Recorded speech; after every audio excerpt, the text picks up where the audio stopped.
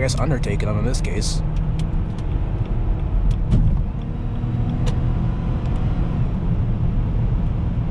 Alright everyone, welcome back. Well, not welcome back, welcome to another video, I guess I should say. And my first video on this channel. Not my first video in general though. Anyway, today we have a review of the 2015 Dodge Journey SXT all-wheel drive. Here it is. Now this specific one I have here is the SXT trim. It comes with a 6-speed automatic transmission and it's paired with all-wheel drive, but I am not on a set of all-season tires or snow tires. Now, let's get the outside first because it's cold, so we might as well get this over with. Now, the Dodge Journey was discontinued by Dodge in 2020, with 2020 being the last model year of the Dodge Journey. And I personally think that Dodge should have kept the Dodge Journey and maybe, you know, re-engineered it a little bit, because it was having, I guess, reliability issues, which is why people didn't really like it. And as you can see here from the front, actually, it kind of reminds you of a lot of Dodge cars with the way it looks. It looks like the Dodge Caravan, a little bit like the Durango. I guess it's its brother. It's more related to the Dodge Caravan as like a cousin, I guess we should say. Who knows? Maybe they're all brothers. They're all from Dodge.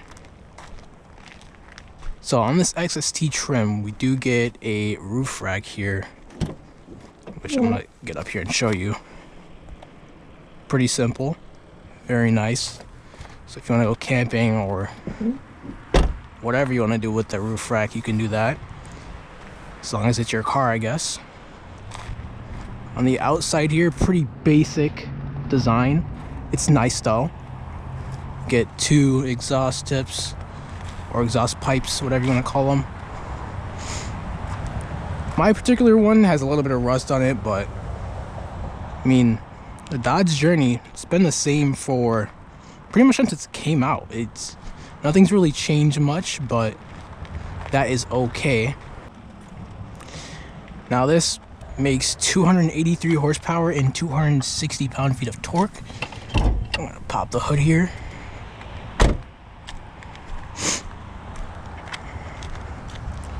And by the way, don't worry, this car overheats and stays heated for a long time, so we won't need to do much warming up when we start the car here.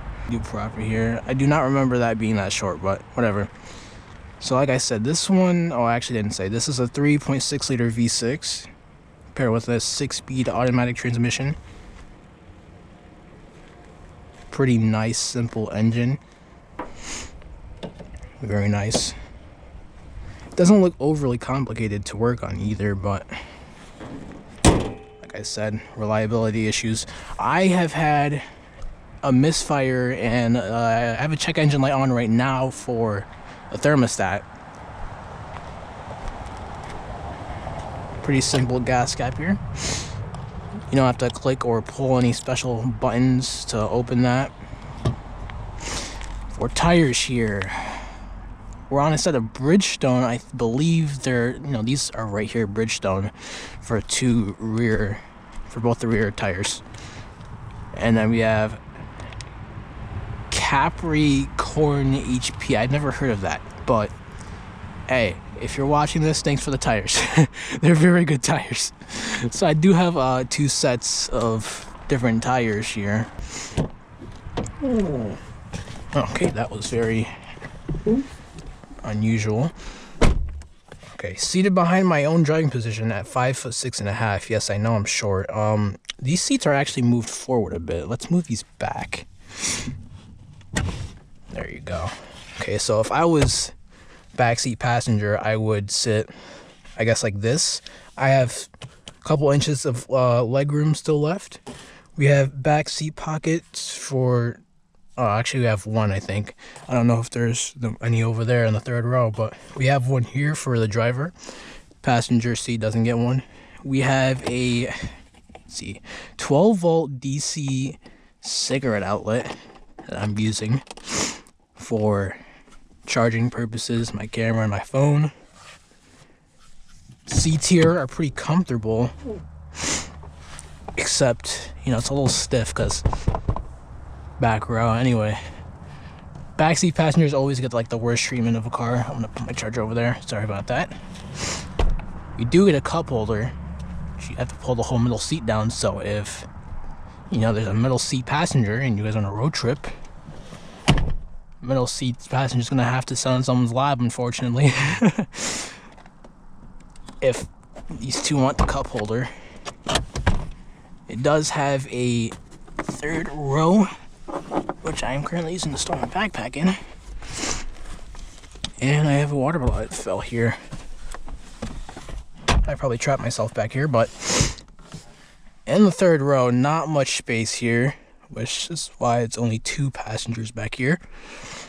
You do get 2 cup holders, no chargers back here or anything like that. No climate control back here. For the second row, you do get climate control back here, though, so you can control that. And I think these are the cargo things are back here for covering what you have. I'm not sure what these are, but I'm gonna put this water bottle here so I don't forget. I don't want to trap myself back here. Ugh. Getting out of here is, the third row is a little bit of a struggle because it's not a van, so like, you know, you don't have the space really to do that. There you go. Second row, you do get a pretty basic door with a window switch here, power windows. Mostly leather wrapped. You get a nice big speaker here. You get a cup holder with some storage. Store drink here, as it says, but no cups because, well, if you're driving, it's gonna spill all over the place. My hands are pretty cold, so I'm gonna try and hurry this up. With the third row up, you don't get much storage back here. With it down though, my backpack's here, I forgot about that, sorry. So we'll just do this, oh wait, it's this one, sorry. I'm not used to having a third row still. But with the seats down, it does give you some pretty basic normal SUV storage. Back here you also do get a 12-volt DC cigarette outlet.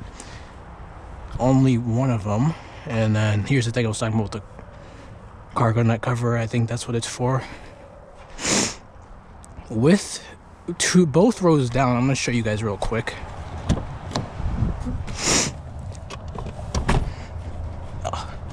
Okay, I have to move my seat. There you go. With both of the rows down, it does pretty much like turn into a truck here. So, it's pretty nice if you want to store things in here. Getting things in here is, I'm going to show you guys actually. Getting things in here is a bit of a struggle because it's a tight entrance, but you know, you do have the space.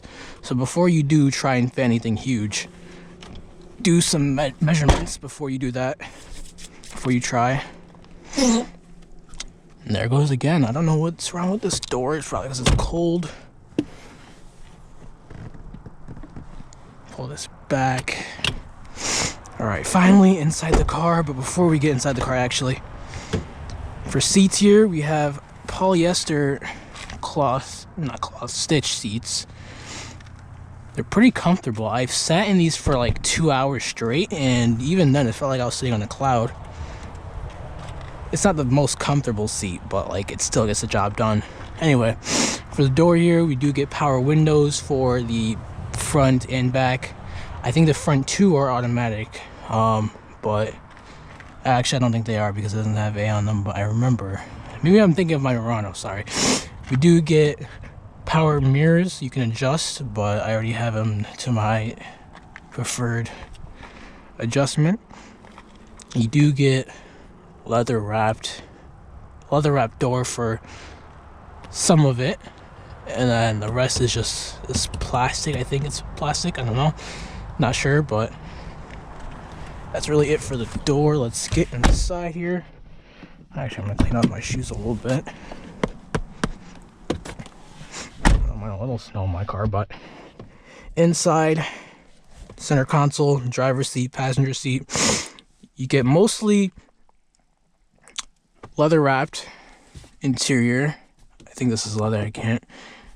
Okay, so this, yeah, I guess this might be some plastic that looks like leather as well, because it kind of looks the same. But you do get leather wrapped steering wheel for the center console. You get a climate control and all this stuff. And I'm gonna turn on the car actually, warm it up a bit since we're about to get started here on the drive.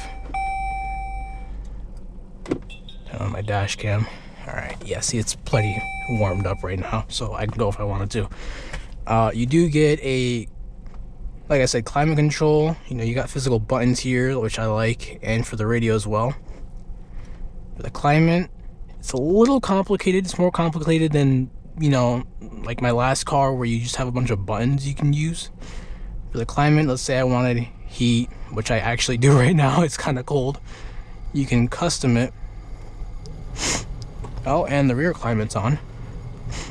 You can custom it if you want it to hit your face and your legs, or you know, really whatever you want.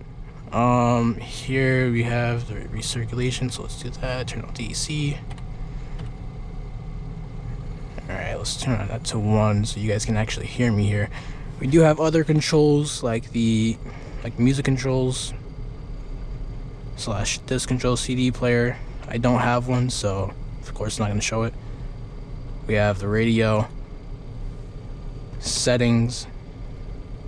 You have a lot of things you can do in settings. More. Okay, not really sure what to use that for, and we do have a screen off feature, which I think is really nice, which I've been using at nighttime when I drive. I mainly just keep it off because, well, I don't need a screen in my car to drive, and I don't have a backup camera. So for the passenger seat, cool feature here is, oh, my charger again. You have some storage here beneath the passenger seat, which I'm using to store my hat and my GoPro equipment. And I forgot to show you guys, there is more storage back here as well. So if you want to store, like, I've seen a picture of someone putting drinks in there. I'm not really sure what you would use that for, other than storing, I guess, drinks in there or whatever you want. You do get some storage here. I guess you could use it for your sunglasses if you want to, or really whatever you want. You get 2 cup holders here, which something cool I actually discovered is when, I don't know if you guys will be able to see it, when the lights are on, it actually glows here a little bit. It's nothing major or cool or whatever, but it's a pretty cool feature. And we do get more storage here. Not really sure what these are called, but you can store stuff in there as long as it fits, I guess. You're all good. More storage here. The center console, pretty basic. You do get a aux cord actually, and a USB, I think that's a B outlet as well. I'm gonna lock my doors because there's people showing up. But like I said, pretty basic. Nothing crazy. You do get a massive center console here to store stuff, which I don't really use other than these parts that are in here. 6-speed automatic transmission shifter. Pretty basic, normal. It does have a manual mode, and that's really it. There's no sport mode. Although, and let's get driving here, but I don't think this car needs a sport mode. You know, it's pretty fast on its own. And I'm gonna be right back actually, because I forgot to do something. All right, I am back. Okay, so like I was saying, I don't think it needs a sport mode because this car has some pretty good performance, and I will show you guys that on the highway here. I was gonna do a review of this car earlier, or say maybe yesterday or something like that, but I was running on 5 cylinders, so my dad had a mechanic replace the cylinders, so now we're back on 6. And like I said, the check engine light is because of the thermostat here that needs replacement.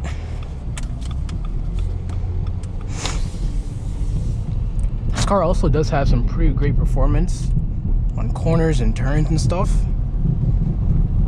while accelerating. It does need an alignment, I know. I will get one soon. We also get to push the start button as well. Forgot to mention that. So really you get all you need in a car. And you know, the performance factor, I'm pretty sure it's because, well, if you have 7 people in here, assuming they're all above a certain weight and height, maybe they'll need some extra room, or you know, your car will need more performance and power because you're transporting like 7 passengers at once. If you have, say, a 7-person family. And another thing about this car is the lights are actually over there instead of like over here. On here it's just like what's it called, windshield control switches.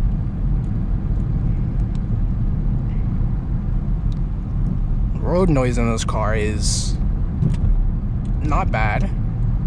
I feel like it could be quieter, but I don't think Dodge was really focusing on comfort, really. It was more of practicality, I guess, because you can kind of turn this into a truck. It's a minivan and SUV mix, but you can kind of turn this into a truck. You can use it as a van with the 3rd row, and you can use it as a normal SUV, which I am using right now.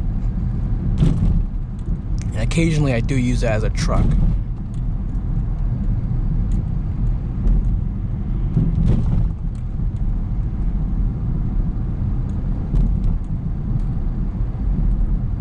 Stopping here, okay. Just gonna go around him slowly. Also do get a digital speedometer with a menu you could scroll on. You could look at your fuel economy, trip info. Oh, it was not scrolling down this whole time when I was clicking the button. Tire PSI, vehicle info, and messages. So I'm assuming if you hook your phone up, you could look at messages, or maybe that's for the car. I'm not really sure because I've never used it.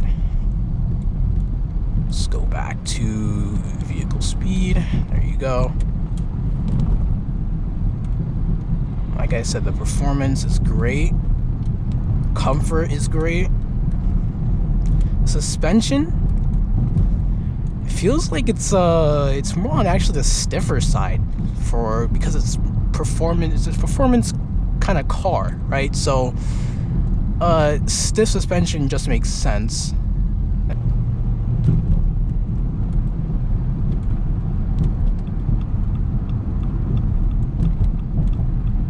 Turn signal sound is, I guess it's good.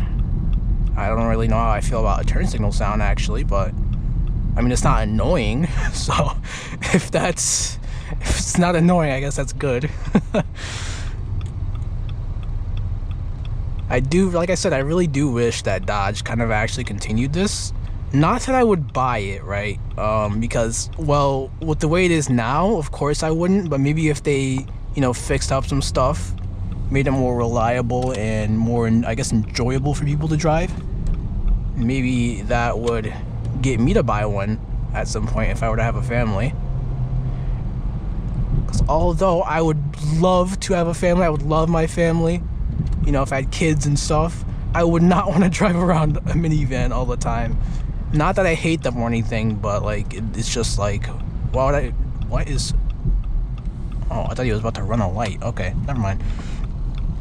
But like I said, not that I hate driving minivans, it's just like huge vehicles in general, you know, I don't really like driving them. So if I can get like a minivan and SUV mix, maybe this would be it if Dodge re-engineered this car. Sorry, I was trying to focus on getting on the highway here. But if they re-engineered this car, really, I'd probably actually get one. So I kind of like this car. It's really good. But like I said, again, I don't want to drive huge vehicles. And you do, by the way, you do get some cigarette outlets. One here, one in the center console. Forgot to mention the one in the center console and that one. The one over here does not work, so I've been using the one in the center console, and it's been working. You know, no electrical issues really yet.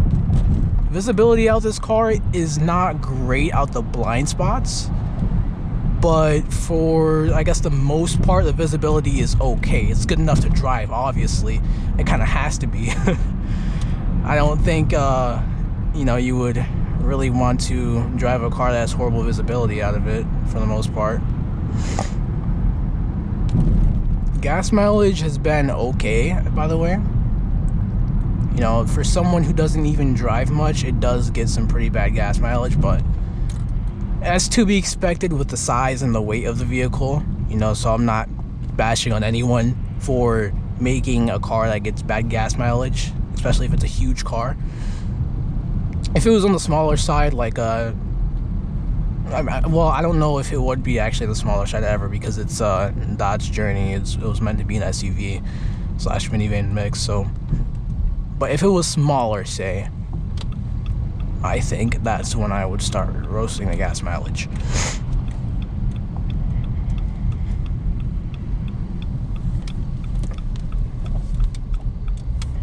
Oh, okay.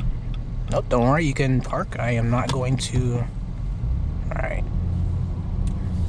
Didn't want to worry that person. I just did not know that someone was going to be doing that.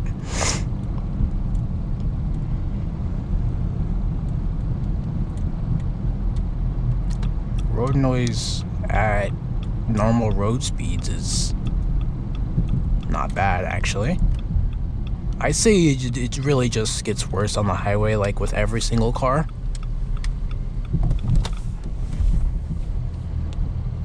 Turning radius is decent in this car, by the way.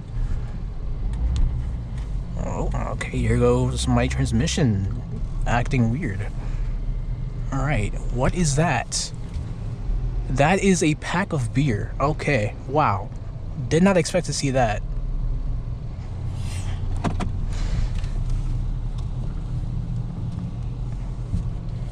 This is the turning radius, an example of it. I'm trying to park perfectly, not perfectly, but relatively perfectly in this parking spot here. Okay, I have to move left more. The size of this car does not help. So I don't know why Dodge didn't put a reverse camera or backup camera, whatever you want to call it, in this car. Especially because it has a screen. So I don't see why, you know, anyone would want to really like daily drive this. And this is coming from someone who is daily driving it. Not that I want to, okay?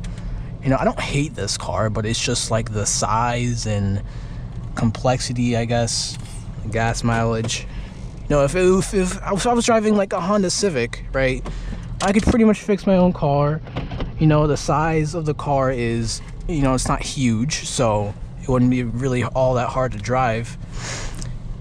And, I mean, the gas mileage, it's pretty good on the Honda Civic, but we're here to talk about a Dodge Journey, all right? And that's going to be it for a review of this car. Overall, a great car. Decent, I guess, daily driver. I don't know, maybe a tier lower than decent because of the reliability factor. But if you have family, you know, you could store your wife here, kids in the back, more kids in the back, and maybe you're the dad, or maybe you're even the mom in the driver's seat. Doesn't matter. It's a comfortable car, really. But that is going to wrap it up for this video. Dodge, if you're somehow watching this, please bring the Dodge Journey back. Please just re-engineer it, all right? This car is just great. It's great. Performance, you got space, comfort.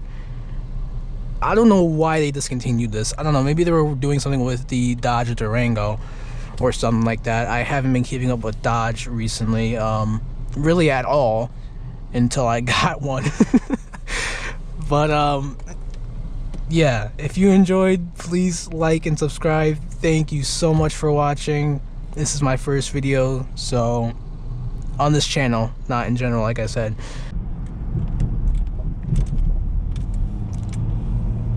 Little performance test here. If these trucks can hurry up.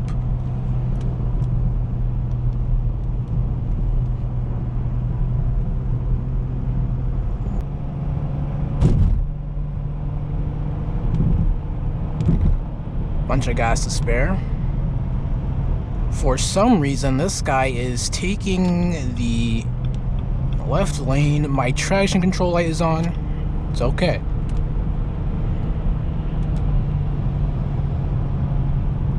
Performs great uphill. I don't know why these trucks are taking the left lane and this guy in the right lane is actually overtaking them. Or I guess undertaking them in this case.